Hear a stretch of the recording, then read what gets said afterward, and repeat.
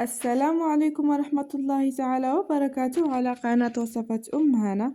كنتمنى تكونوا بأحسن الأحوال. اليوم بإذن الله غادي نوجد لكم كيكة لاكريم الاقتصادية الرائعة اللي كتجي زوينة بالشكل ديالها بدون جونواز، وكتجي رائعة مع طريقة تحضير ونجاح لاكريم اللي كتجي بها رائعة. بصراحة كنتمنى الفيديو ديال اليوم ينال الإعجاب ديالكم وفرجة ممتعة. نبداو على بركة الله بالمقادير ديالنا.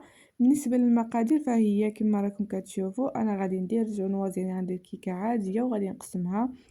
كل وحده غندير فيها جوج ديال البيضات، انا غادي ندير جوج ونقسمهم كيوليو عندي 4. عندي هنا مايزينا، عندي جوج معالق كبار والملح لتحسين الذوق. كل وحده هذه هي الكميه ديال الزيت اللي غادي ندير فيها، هي ربع كاس. عندي كاس ما بين الحليب والماء، وعندي هنا الدقيق. بالنسبه للدقيق فانا غادي نستخدم 2 كيسان حتى 2 كيسان ونص على حسب النوعيه ديال الدقيق اللي استخدمته. وطبيعه الحال عندنا هنا الخل، وعندنا خماره حمراء ايديال 2 ساشي الوحده، وعندي فانيلا للتنسيم. طبيعه الحال تقدروا ديروا اي مذاق بغيتو.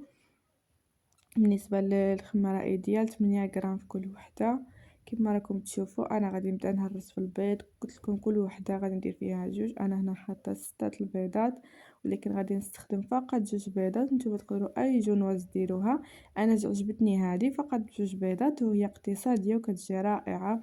بالنسبه للسكر كندير كاس الا ربع، ورشه ديال الملح، وفانيلا فقط نصف الكميه، ما غاديش نديرها كامله، وكتبقى حسب الذوق. تقدروا تنسموا الكيكه ديالكم باي حاجه بغيتو. كما راكم تشوفوا فهي كيكه عاديه.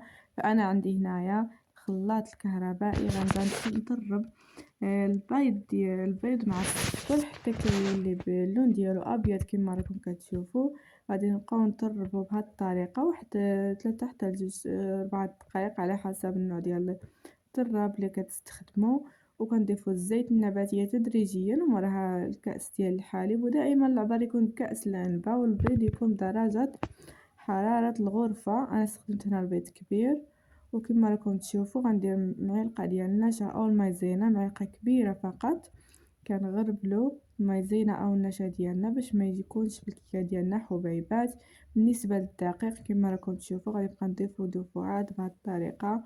عندي هنا 2 كيسان ديال الدقيق وجوج معالق، والدقيق كيبقى على حسب الحجم ديال البيض وطبيعه الحال الحجم او النوعيه ديالو.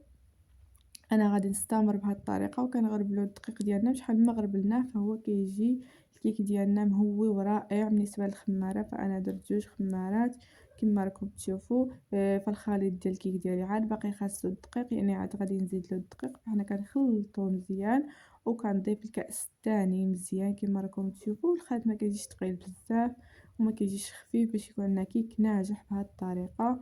وطبيعه الحال كنضيفوا له معلقه ديال الخل في التالي. بالنسبه لليمون تقدروا تستخدموا اي مول بغيتو، انا استخدمت هاد المول الدائري وكنفرش له ورق الزبده، ما دهنتهاش. ورق الزبده الا كان من نوع مزيان فما كضروش تدهنوه. كنزلوا الخليط ديالنا في المول بسباتولا بهذه الطريقه اللي راكم تشوفوا فيها. وشحال ما رفعنا الاناء بهذه الطريقه اللي كيكون فيه الخليط ديال الكيك، فالكيكه كتجي مهويه ورائعه. وكنطيبوا الكيك ديالنا عادي كحال اي كيك، وغادي نستمر وغندير الكيكات الاخرين. انا شاركت معكم وحده فقط. الكيكات ديالي طابو، فانا هنايا غادي نجي نحضر لا كريم. انا عندي هنا موس الشوكولا، النوعيه تكون زينه. كندير كاس بودره موس الشوكولا مع كاس ديال الماء يكون بارد.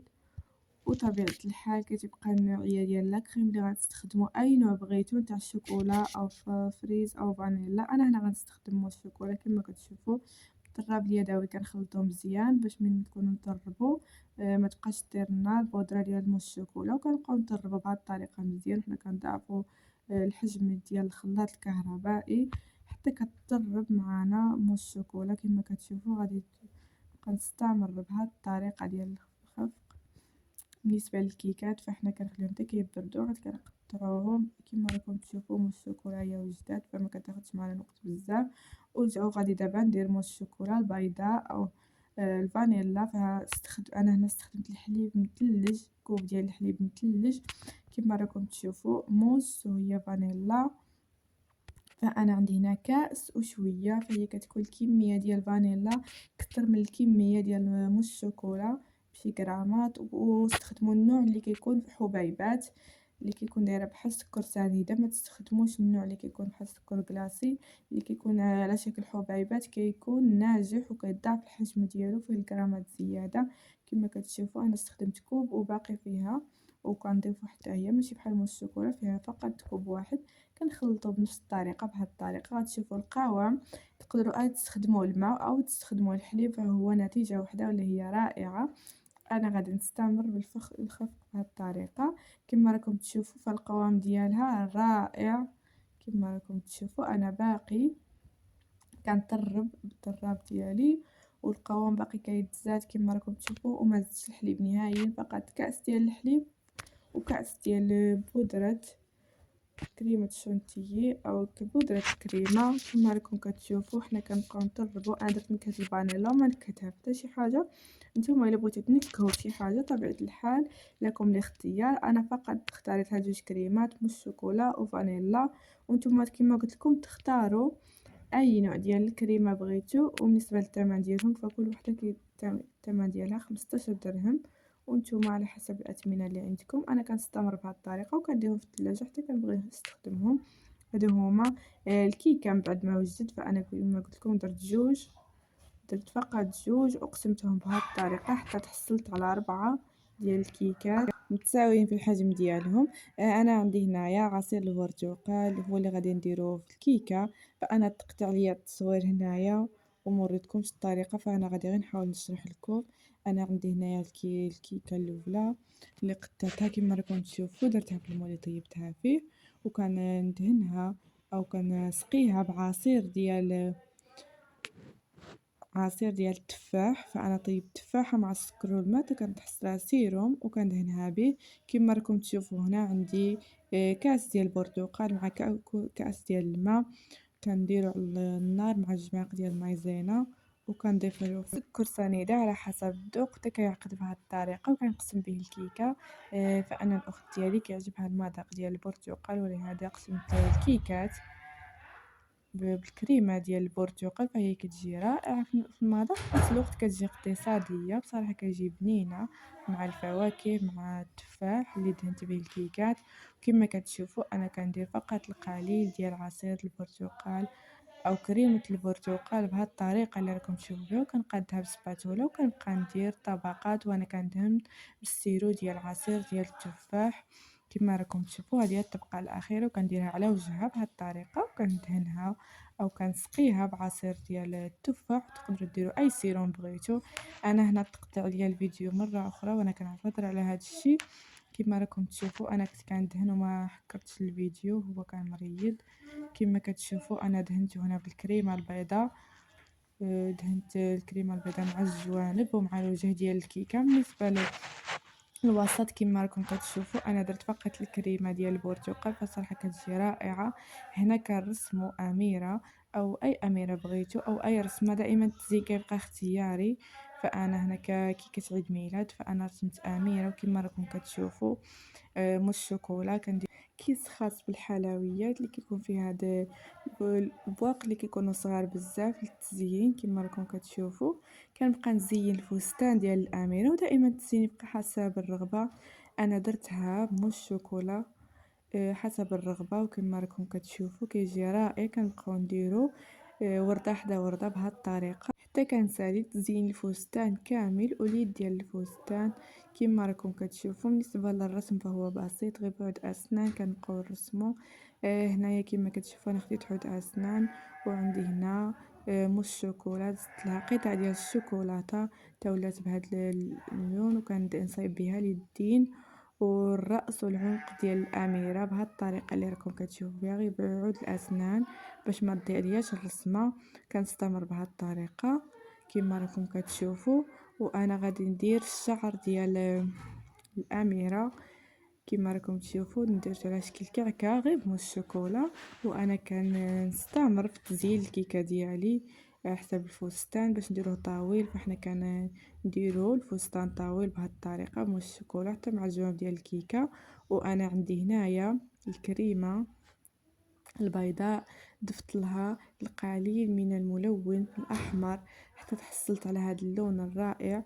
غير بلاستيك خاص بالحلويات، كنديرو الورود على شعر الأميرة بهاد الطريقة اللي راكم كتشوفوا فيه. كنستمروا بهاد الطريقة وردة حدا وردة، كنقطعوه بطريقة مائلة باش يعطينا هاد الشكل كما راكم كتشوفوا، وحنا كنبقاو نستمروا بهاد الطريقة حتى كنتحصلوا على بوكي ديال الورد أو الوردات في اللون الأحمر. كما كتشوفوا هو أحمر بارد يعني شبه زهري، كيجي رائع على شعر الأميرة كما راكم كتشوفوا. فأنا كنستمر بهاد الطريقة. أنا هنا ما سرعتلكمش الفيديو باش تشوفوا الطريقة. دائما كما قلت لكم التزيين كيبقى اختياري، ولا عجبتكم الطريقة اللي كنزين بها الكيكة ديالي فتقدروا ديروا بهاد الطريقة. ودائما الألوان تكون اختيارية. كما كتشوفوا حنا كنرفعوا شويه الكريمه بهذه الطريقه باش كتجي على شكل ورده، وكنستمر بهذه الطريقه. وهنايا انا درت خطوط بشموس الشوكولا على شكل شجره او على شكل حبل كما راكم كتشوفوا. وفي هاد الرؤوس اللي كنديروا زهرات صغيره بنفس الطريقه، كنديروا دائره وكنبقاو ندوروا في الوسط حتى كنتحصلوا على ورده جميلة وكتكون صغيرة بزاف وسهلة وسريعة التحضير. كما كتشوفوا ما كتعذبناش وما كتاخدش معنا بزاف ديال الوقت. بالنسبة للتقطاع ديال البلاستيك حلواني او الجيب حلواني كما راكم تشوفوا انا قطعته صغير باش يجينا ساهل في تخديم الوردات. كما كتشوفوا انا ساليت الوردات كاملين، وهنايا درت كريمه درت لها اللون الاخضر باش ندير الورقات ديال الورده، وزينتها بحبوب الشوكولا كما راكم كتشوفوا. هذا هو كيكون الشكل النهائي ديال الكيكه ديال لاكريم اللي حضرتها معكم اليوم، الخاصه بعيد الميلاد او اي مناسبه بغيتو او تفرحوا بها وليداتكم علاش لا. كما كتشوفوا فالفستان كيجي طويل رائع وكله شوكولاته. كما راكم كتشوفوا انا قربت لكم الكاميرا باش تشوفوا القوام ديالو. بصراحه جات رائعه من الشكل ديالها، وانا ما قدرتش نقطعها معاكم باش تشوفوها من الداخل كيفاش القوام ديالها، ولكن بصراحه هي جات زوينه بزاف. مع الجوانب فانا درت لها قلوبه بالكريمه باللون الاحمر كما كتشوفوا. فالشكل ديالها كيجي زوين بزاف وبطريقه جد بسيطه. بالنسبه للجونواز كما راكم تشوفوا درنا جونواز عاديه بجوج بيضات. فبالنسبه ل4 طبقات 4 ديال البيضات، كل طبقه ببيضه. وبالنسبه للوسط فبصراحه المذاق ديال البرتقال عطاها واحد النكهه اللي رائعه. كنتمنى تنال الاعجاب ديالكم وتجربوها، وتقدروا تديروا تغيير وديروا في الوسط بلاصه كريمه البرتقال ديروا كريمه عاديه بيضاء بهذه الطريقه، وكتبقى اختياريه دائما التزيين، كتبقى غير فكره مبتكره. كنتمنى الفيديو ديال اليوم ينال الاعجاب ديالكم، وإلا عجبكم الفيديو ديال اليوم ما تنساوش تبارطاجيوه مع العائله والاصدقاء ديالكم، ودائما تفعيل الجرس باش يوصلكم الجديد. وشكرا بزاف على المتابعه ديالكم، وما تنساوش لايك واشتراك وطبيعه الحال بالتعاليق الزوينه ديالكم. كنقول مرحبا والف مرحبا بالمشتركين الجدد ديالي، وشكرا بزاف على متابعه الفيديو حتى الاخر. وهذا هو الشكل النهائي ديال الحلوه ديالنا او الكيكه. كنتمنى تنال الاعجاب ديالكم، وكنقول لكم شكرا بزاف على المتابعه، وكنتمنى هذا الفيديو يتلاقاكم في احسن الاحوال ديالكم. وانا دائما كنحاول نكون خفيفه على قلوبكم، وكنتمنى نكون خفيفه على قلوبكم. الوصفات اللي كنحضرها معكم دائما تنال الاعجاب ديالكم. وكانت معكم اليوم وصفه من وصفات هنا. شكرا والى اللقاء.